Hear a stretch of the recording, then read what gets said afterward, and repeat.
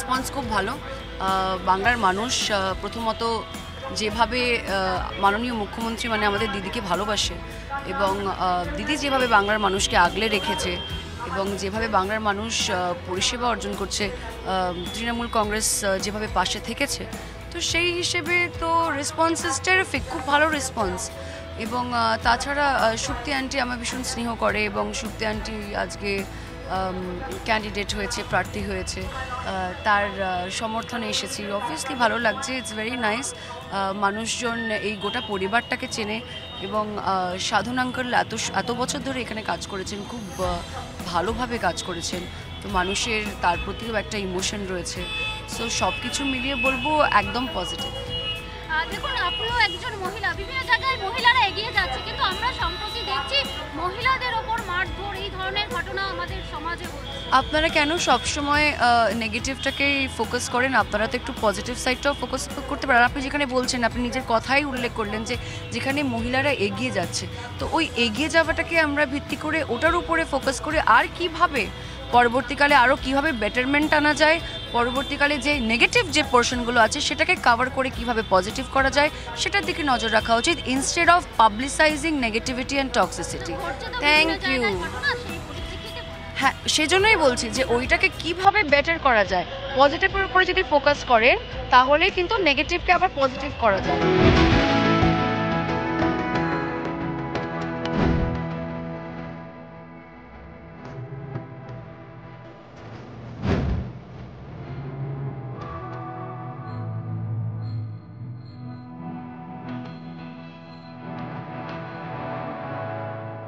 মানিকতলা বিধানসভা উপনির্বাচনে সুপ্তি পান্ডে তার প্রচারে এসেছে নুসরাত। এটা কথা বলবেন নুসরাত, আজকে কেমন লাগছে প্রচারে কি আশা করছেন?